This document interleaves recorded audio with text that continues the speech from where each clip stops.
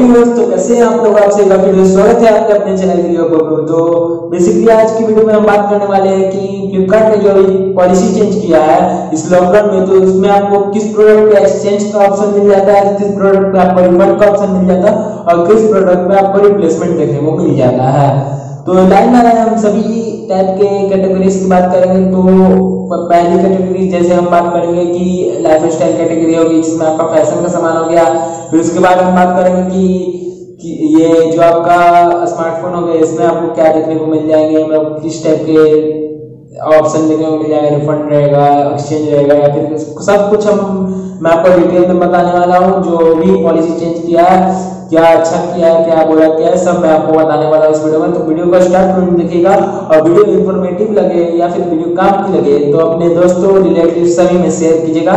और जो हमारे चैनल पे नए हैं प्लीज जल्दी से चैनल को सब्सक्राइब करें। और नेक्स्ट टाइम हमारा है, तो नेक्स्ट टाइम भी आज मैं आप सबको दे रहा हूँ, नेक्स्ट टाइम है हमारा 200 सब्सक्राइबर्स का, वो भी आप सब जल्दी कंप्लीट करवा देंगे। 150 सब्सक्राइबर जैसे आपने कंप्लीट करवाया है। फर्स्ट कैटेगरी की बात करें तो फर्स्ट कैटेगरी हमारी आ रही है लाइफ स्टाइल कैटेगरी। तो इसमें आपको जैसे सामान देखने को मिल जाता है, जैसे कि आप मान लो कि आपने एक क्लॉथ मंगाया या फिर सनग्लास मंगाया या फिर कैप मंगाया या फिर कुछ भी फैशन से रिलेटेड।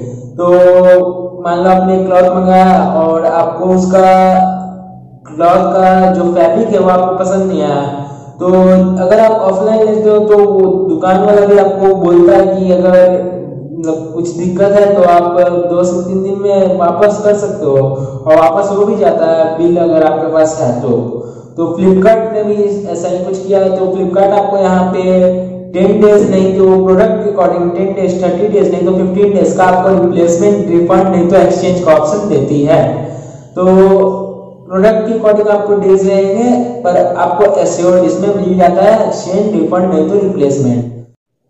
तो नेक्स्ट कैटेगरी की बात करें जो हमारी वीडियो में मेन कैटेगरी आ रही है, तो ये हो गया आपका स्मार्टफोन और मोबाइल फोन, ये सब की कैटेगरी। तो इसमें आपको जो फ्लिपकार्ट की तरफ से ओनली 7 डेज का रिप्लेसमेंट वहां पे लिखा हुआ मिलता है, मतलब जैसे प्रोडक्ट के नीचे आपको 7 डेज रिप्लेसमेंट लिखा हुआ रहता है, जैसे कि अभी आपको स्क्रीन पे शो कर रहा है। लेकिन इस रिप्लेसमेंट में आपको कुछ नहीं होता है यहाँ पे। जैसे आपने कोई प्रोडक्ट मंगाया, आपको कुछ फॉल्ट मिला उस प्रोडक्ट में, कोई स्मार्टफोन मंगाया उसमें कुछ फॉल्ट मिला, तो 7 डेज रिप्लेसमेंट आपको लिखा हुआ है, पर ऐसा बहुत कम ही चांस होता है कि आपको रिप्लेस कर रहे हैं या फिर रिफंड का तो 99% चांस है कि आपको रिफंड नहीं होगा, और 60% चांस है कि आपको रिप्लेसमेंट भी नहीं होगा। तो अगर किसी ने ट्राई किया होगा तो वहां पे आपको पहले तो फोन आएगा टेक्नीशियन का, और अगर फिर भी कुछ दिक्कत हुआ फ्लिपकार्ट वाले को, अगर वहां पे डालते हो रिप्लेसमेंट रिक्वेस्ट, तो रिप्लेसमेंट के लिए आपको जो दिक्कत है वो लिखना होगा। उसके बाद अगर आपका उधर से 5 घंटे नहीं तो नेक्स्ट दिन आपको एक फोन आएगा, तो वो फोन में आपको पूछेगा सिंपल कि आपके फोन में क्या दिक्कत आएगी। उसके बाद वो एक टेक्नीशियन को भेजेगा, तो टेक्नीशियन कुछ भी नहीं, वो आएगा और अगर उसको वैलिड लगा, अगर आपका प्रॉब्लम कुछ ज्यादा मतलब उसको लगा कि हाँ सही में प्रॉब्लम है या फिर कुछ में माइनर सा कुछ दिक्कत है नए फोन में भी, तो वो आपका प्रॉब्लम को वहां तक बोलेगा कि प्रॉब्लम कुछ खास नहीं है, सॉल्व हो गया प्रॉब्लम, और आपको कुछ किसी टाइप का रिप्लेसमेंट या रिफंड कुछ नहीं देखने को मिलेगा, आपको वही प्रोडक्ट को एक्सेप्ट करना पड़ेगा। और नहीं तो वो आपको अगर कुछ बड़ा इशू मतलब कुछ टेक्निकल इशू है तो वो बोलेगा आप सर्विस सेंटर में जाइए, आप वहां पे इस नए फोन को रिपेयर कराइए। जबकि ऐसा नहीं करना चाहिए उन्हें।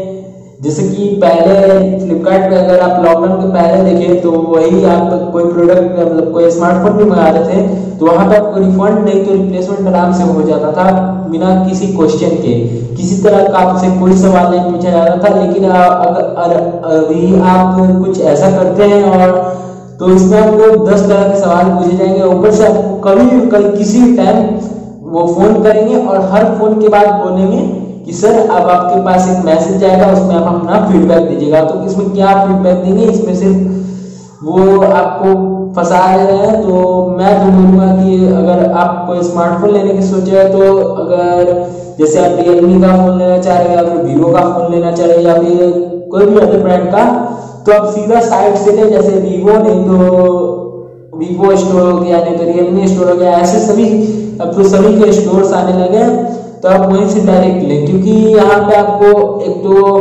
जो फ्लिपकार्ट की पैकिंग भी आने लगी बहुत ही चीप टाइप का। मतलब कुछ समय पहले मैंने एक प्रोडक्ट मंगाया था, तो उसमें मतलब बारिश का भी मौसम चल रहा है, तो उसकी जो पैकिंग थी वो पूरी तरह से गीली थी। तो ये तो सही नहीं है, फ्लिपकार्ट को इस पर ध्यान देना चाहिए।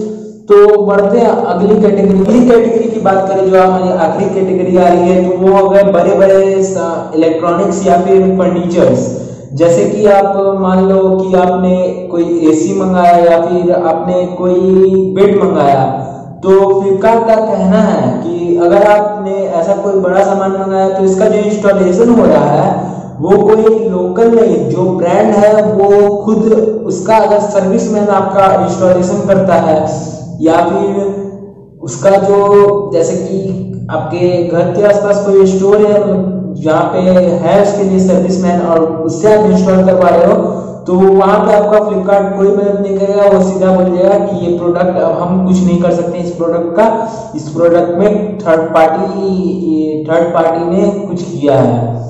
क्योंकि फ्लिपकार्ट के वहां पे पॉलिसी में साफ लिखा हुआ है कि जो ब्रांड रहे उसी ब्रांड का सर्विसमैन इसे करना चाहिए। अगर कोई अदर पर्सन इसे करता है तो वो ना प्रोडक्ट को एक्सचेंज करेंगे, ना रिप्लेस करेंगे, ना रिफंड करेंगे, और जैसा वो प्रोडक्ट उन्होंने आप तक पहुंचाया वो प्रोडक्ट आपको एक्सेप्ट करना पड़ेगा। तो ये भी एक बहुत गलत चीज है। अगर ऐसा है तो फ्लिपकार्ट वालों को ही इंस्टॉलेशन के लिए भी भेजना चाहिए ब्रांड के, ताकि हमें एक तो हम उनसे ले भी और ऊपर से इंस्टॉलेशन के लिए अब हमें आदमी को लाना ही पड़ेगा। तो इससे बढ़िया कि फ्लिपकार्ट ही भेजे। तो ये सब गलत चीज कर रहा है फ्लिपकार्ट, तो इसके लिए कुछ उन्हें करना चाहिए। और अगर वीडियो अच्छी लगी हो, पसंद आई हो, तो ज्यादा से ज्यादा शेयर करें ताकि फ्लिपकार्ट वालों तक भी ये सब परेशानी पता चले कि उनके कस्टमर्स को क्या क्या दिक्कत आ रही है, और ये सब प्रॉब्लम्स को वो जल्दी से जल्दी सॉल्व करें। और तो वीडियो अगर अच्छी लगी हो, पसंद आई हो, तो लाइक करें और चैनल को सब्सक्राइब करें जरूर। तो मिलते हैं अगले वीडियो में टेक न्यूज में संडे को, तब तक के लिए नमस्कार।